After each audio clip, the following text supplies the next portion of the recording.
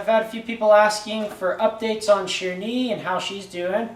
So we're going to show you a few different things that she does. I honestly haven't spent a lot of time with her the last few months because we've been moving and buying the new house and you know, all that kind of stuff. So she's actually been kind of neglected during that time, but you know, she still gets out and about, but I really haven't put time into training her very many new things. But she's still young, so it's fine. But she's still doing well. We'll show you how well she's doing with finding the mink. And then we're going to show you a few little tricks that we've taught her. She'll be 6 months old on the 26th, which by the time you guys see this, that's probably either in the past or the present. Maybe we'll put it right on her birthday. But on the 26th, she'll be 6 months old, so she's growing up pretty fast. So yeah, I'm going to show you a few things that I've taught her to do. You guys have seen that, you know, I've taught her to put rats in the bucket. You saw that at the rat hunting video. So she could do that, but she also could do a few other things. So one thing I can tell her is she's got a little place that we have set up in the living room for her to lay down. So I can tell her if we have guests over and maybe she's all excited to see someone, or she's just getting in the way, or whatever reason we want her to get out of the way. Oh, one thing is when we're eating dinner, we don't like her begging at the table. So we'll tell her, go lay down, which means go to that place specifically. So it's not lay down like the command lay down. It's our lay down command means go to a specific place and lay down.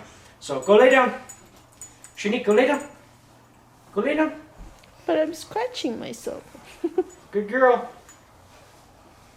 So that's her little place. That's where she goes whenever we tell her to go lay down. And then other things we can teach her, I've taught her to do is I've taught her to throw things away in the garbage if we ask her to. So Sherni, basura. Basura in Spanish means garbage. Yes.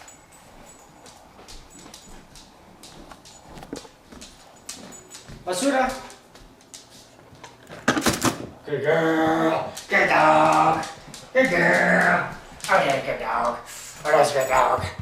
So that's heavy. That's easy because it's an easy thing to pick up, but it's kind of heavy. Let's have her put something hard away. Basura. Basura. Good girl.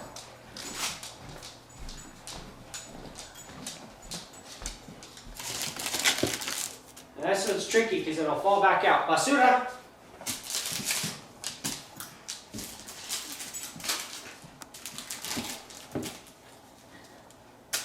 Try again. Basura.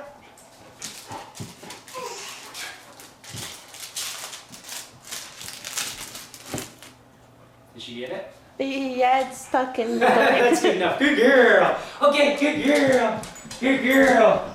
Good girl. So I wanted to show you with that light little thing because it's tricky for her to get it to stick in the garbage because the lid keeps flipping it out. So yeah, she could do that. So another thing we can do is she can differentiate between two different things. Now she doesn't know it by name, but I can guide her to get something different. So let's throw a couple things out there. I can lay out a few different things. Out. Out. I can lay out a few different things, and I can have her specifically bring me something based on me telling her yes or no. So let's say I want her to bring the little wishbone. So I'll have her bring the little wishbone, and I'll guide her by pointing, which obviously they're all in the same area, so that's pretty easy. But I'll guide her by pointing and by saying yes or no, based off of if she grabs the right thing. So bring it here. No. Yes. So as soon as she looks at the right item, I tell her yes, and she knows that means she brought the right thing. Good girl. Let's do it again. Now let's bring the little blue thing, the Kong. Sherni, bring it here. Hey, no. Bring it here. No. No. Bring it here. Bring it here. Bring it here. Yes. Good girl. So you see, she understands. I can point her in the general direction, and based on me saying yes or no, she knows she's bringing the right thing or she needs to switch and try something else. I mean, obviously I taught her sit. That's some pretty basic stuff, but Sherni, sit down. And so she'll sit there, and I can throw things, and she wants to get up, but she won't get up until I say, okay. Bring it here. No. Bring it here. Look. Bring it here. No. No. Bring it here. Yes. Yes. Good girl. Good girl. Good dog. Oh, that's a good dog. Yes, that's a good dog. That's a good dog. Sit.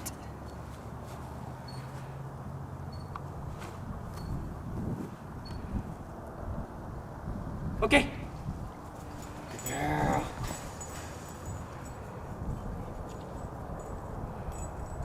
Good dog. Good dog. Good dog.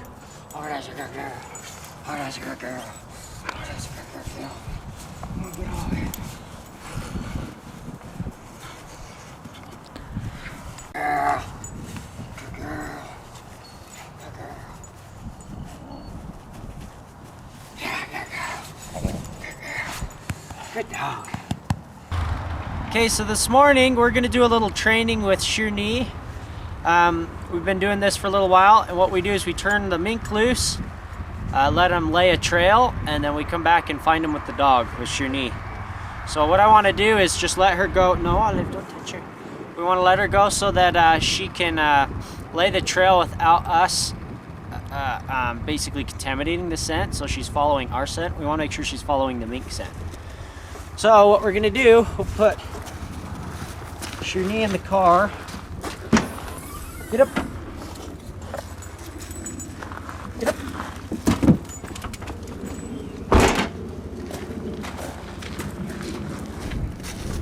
Stay there, Olive, okay?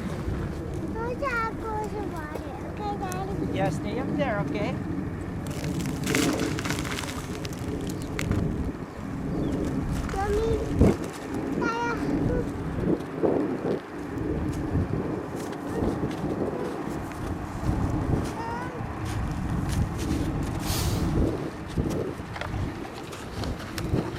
So what I did was I selected an area where there wasn't too many hiding places, bushes, holes, things like that.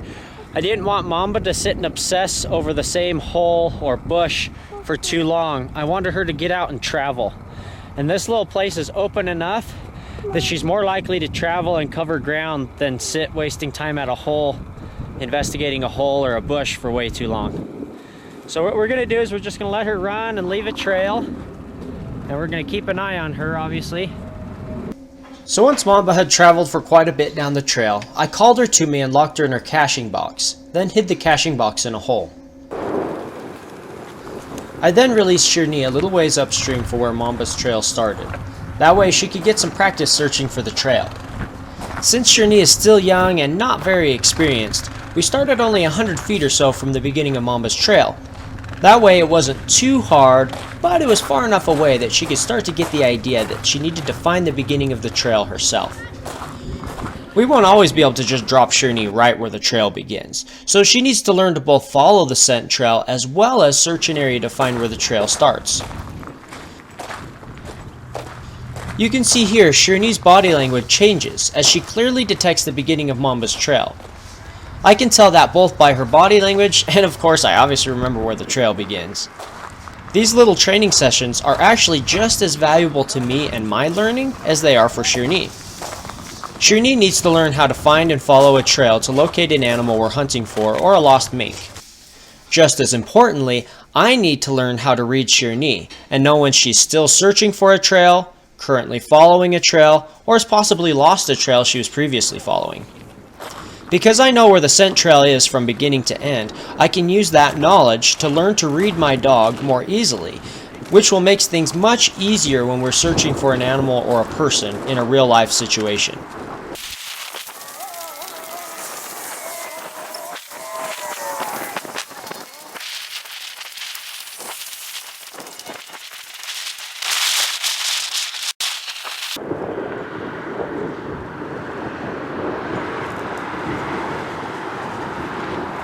Should I go down there? Oh, it's water, huh?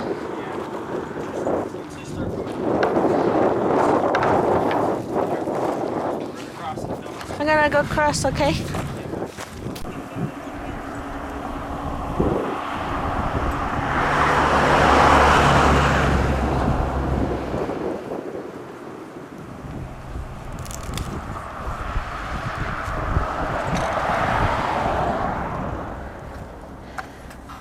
Good girl, did you find her? In the earlier training steps with Sherni, you remember that I used to require her to lay down and put her nose in the hole when she located what we were looking for.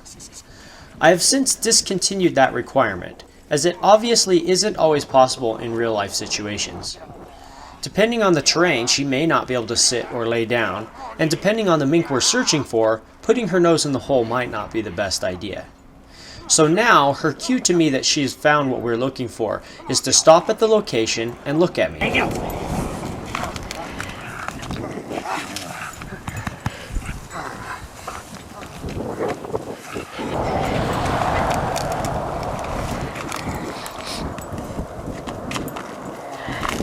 Now is excellent because there's lots of contamination with other smells. There's raccoon tracks, real fresh ones, all over in there where the mink had gone. So it's good to see her ignore those distractor smells and go right for where the mink is. She did a good job. Sherni, bring you here. There. Sherni's reward for finding the mink is the opportunity to play tug of war with her favorite toy. Since playing rough and tumble game of tug of war is her favorite thing to do, she's more than happy to work hard looking for the mink in order to get her reward at the end. One thing I really love about Sherni is she also enjoys the process of searching for things with her nose. Playing tug of war isn't her only reward. The process of searching for the mink is a self-rewarding activity in and of itself. Having a dog that loves doing its job and isn't just working for the reward alone is the ideal situation to be in. Come on, push in there. Come on, push in there. Come on, push in there. Good girl. Good girl. Good girl.